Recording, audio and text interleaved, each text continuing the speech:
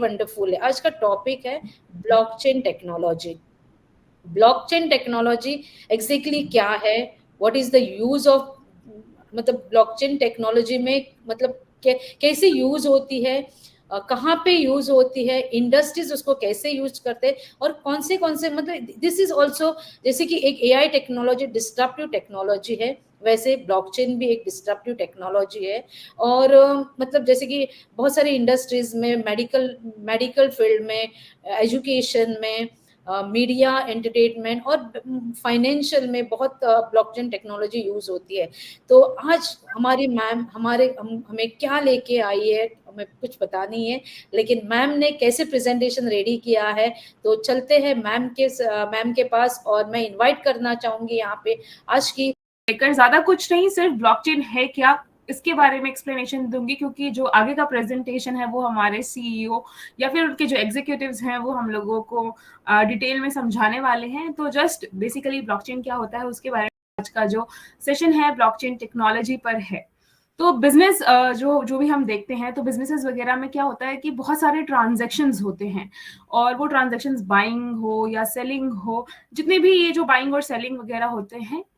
इन सबको जो है हम बोल सकते हैं कि ये ट्रांजैक्शंस होते हैं, और इन ट्रांजैक्शंस को रिकॉर्ड करके भी रखा जाता है। और जिस चीज में इसे रिकॉर्ड किया जाता है उसे आप लोगों ने पहले सुना होगा कि लेजर कहते हैं, या फिर जो कॉमर्स के स्टूडेंट्स होंगे वो इसको बखूबी जानते होंगे कि लेजर किसे कहते हैं। तो वहां पर सभी टाइप के जो ट्रांजैक्शंस होते हैं उनके डिटेल्स को रिकॉर्ड रखा जाता है, उन रिकॉर्ड्स को मेंटेन किया जाता है कि किसने कब क्या खरीदा, कितना खरीदा, और उसी के बेसिस पर जो है हमने यहाँ पर ब्लॉकचेन के कंसेप्ट को भी डेवलप होते हुए देखा है।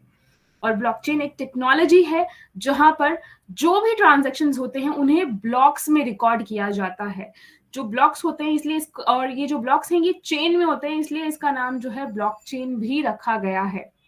क्योंकि इन ब्लॉक्स की जो है एक तरीके से चेन बन जाती है जो कि आपस में इंटरलिंक्ड होते हैं।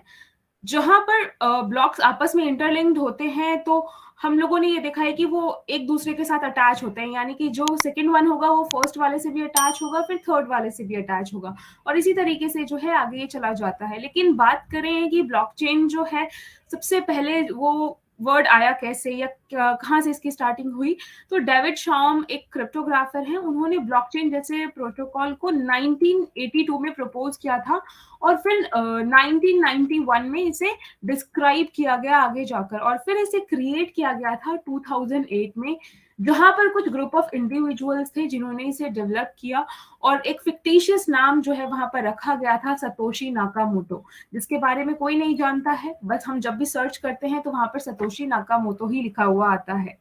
तो जब इस नाम से ब्लॉकचेन को डेवलप किया गया था तो वहां पर क्या हुआ था कि एक डिसेंट्रलाइज सिस्टम बनाने की कोशिश की गई थी। और अब होता क्या था कि जो भी ट्रांजैक्शंस होते हैं बिजनेसेस में, तो ओनर पहले क्या करते थे, उसे सिर्फ अपने पास ही नोट करके रख लेते थे, और जब वो अपने पास नोट करते थे तो उसमें वो चाहे तो कुछ चेंजेस भी कर सकते थे, कुछ चीजों को कम या ज्यादा भी कर सकते थे। तो ओनर के पास ही जो है सिर्फ वो ट्रांजैक्शंस अवेलेबल होते थे, पब्लिकली एक्सेसिबल नहीं होता था। तो इस ड्रॉबैक को हटाने के लिए जो है ब्लॉकचेन टेक्नोलॉजी की स्टार्टिंग की गई थी। तो इसमें जो है डेटा को डिजिटल फॉर्म में रखते हुए डिसेंट्रलाइज्ड भी हो जाए और सभी के लिए एक्सेसिबल भी हो जाए, इस पर फोकस किया गया था। इसका एग्जाम्पल अगर आप लोगों ने देखा होगा तो लोग सबसे पहले बिटकॉइन ही जानते हैं कि बिटकॉइन को जो है इस टेक्नोलॉजी पर रन किया गया था। तो जो भी यहाँ पर ट्रांजैक्शन होते हैं वो ब्लॉक से मतलब स्टोर किया जाता है, और जिस तरह सभी ब्लॉक्स आपस में इंटरलिंक्ड होते हैं, मींस कि पहला वाला दूसरे से, दूसरा वाला तीसरे से, तो इससे क्या होता है कि इस चीज को जो है हैक नहीं किया जा सकता और चेंज भी नहीं किया जा सकता, मींस किसी भी टाइप की जो चीटिंग है वो नहीं हो सकती। जैसे कि ब्लॉकचेन के अलावा हम देखते हैं जहां पर ओनर होते हैं वो चाहे तो चीजों में चेंजेस भी कर सकते हैं, कुछ चीटिंग भी करना चाहें तो वो भी कर सकते हैं। लेकिन ब्लॉकचेन नेटवर्क में क्या है, जो भी ऑर्डर्स होते हैं उनको बहुत इजीली ट्रैक किया जा सकता है, जो भी पेमेंट्स होते हैं उनको इजीली ट्रैक किया जा सकता है, अकाउंट्स को या फिर प्रोडक्शन को इन सभी चीजों को जो है इजीली ट्रैक करके हम रख सकते हैं। और जो भी ट्रांजैक्शंस हैं वो सभी को सेम वे में इक्वली ही शो करेगा। अगर आप उसी नेटवर्क पर हैं तो आपको एक जैसे ही ट्रांजैक्शंस दिखाई देंगे। जैसे कि डिजिटल ट्रांजैक्शंस में होता है, हमारे बैंक का जो भी ट्रांजैक्शन होता है, जो भी ट्रांजैक्शन हम देखते हैं वो हमारे बैंक को जो दिखता है वही हमें दिखता है। अगर हमने पैसे डेबिट किए हैं तो वो डेबिटेड ही शो करेगा, क्रेडिट किए हैं तो क्रेडिटेड ही शो करेगा, दोनों जगह से अगर हम जाकर चेक कर ले तो भी। तो इसी तरीके से ब्लॉकचेन है, जो भी उस नेटवर्क पर अवेलेबल होगा तो उन सभी को जो है वो सारा ट्रांजैक्शन बिल्कुल सेम नजर आएंगे, और कोई भी जो चेंजेस करना चाहेगा तो वो चेंजेस जो है वहां पर नहीं कर सकेगा। तो इसलिए इसको लेकर आया गया कि जहां पर जो है हम जो भी जैसे फ्रॉड वगैरह होता है इन सबको और कम किया जा सके, तो ये काम कैसे करने लगा या कैसे करता है। तो जो भी ट्रांजैक्शंस होते हैं, जिस तरीके से मैंने बताया कि एक ब्लॉक में आकर वो सेट हो जाता है, यानी कोई भी डेटा है तो वो ब्लॉक में रिकॉर्ड कर लिया जाता है, और उस ब्लॉक में कौन कहाँ कब कितना सब कुछ स्टोर हो जाता है। और ये ब्लॉक्स जो है डेटा का चेन बनाते हैं। हर ब्लॉक अपने पहले वाले जो ब्लॉक होता है और बाद वाले जो ब्लॉक होता है उससे लिंक होता चला जाता है, मींस कि ये सीक्वेंस में अटैच होता चला जाता है। और ये इस तरीके से सीक्वेंस में लिंक्ड होता है कि कोई भी ब्लॉक को जो है अल्टर नहीं कर सकते फिर, या चेंज नहीं कर सकते कि हमने एक ब्लॉक बीच में से निकाल के और उसको कहीं और शिफ्ट कर दिया। तो ये चीजें हम नहीं कर सकते, जैसा कि हम मोस्टली क्रिप्टो वगैरह में देखते हैं। जब वहां पर हम ट्रांजेक्शन करते हैं तो हर एक चीज जो है वहां पर प्रॉपर वे में शो करती है, या फिर जैसे कि बैंक में या फिर और जगह जो अभी हम ब्लॉकचेन टेक्नोलॉजी का यूज होते हुए देख रहे हैं, तो वहां पर भी इस तरीके से रहता है। और ये रिवर्स नहीं हो सकता, मींस कि इरिवर्सिबल होता है, इसलिए लोगों ने सोचा कि इसे ही यूज करना चाहिए और इसी को ही ब्लॉकचेन कहते हैं। अब जैसे कि मान लीजिए यहाँ पर एक और एग्जांपल मैं दूं, तो मैं अगर संगीता मैम को यहाँ पर पैसे सेंड करना चाहती हूँ, मनी सेंड करना चाहती हूँ, तो ये जो ट्रांजैक्शन है ये एक ब्लॉक के रूप में क्रिएट हो जाएगा कि यस, मैं यहाँ पर संगीता मैम को मनी सेंड करना चाहती हूँ, एक ब्लॉक में आ गया, Nagma wants to send money to Sangeeta ma'am. अब वो जब इस तरीके से ब्लॉक में क्रिएट हो गया तो इस नेटवर्क पर जितने भी लोग हैं उनको ये ब्लॉक शो होगा।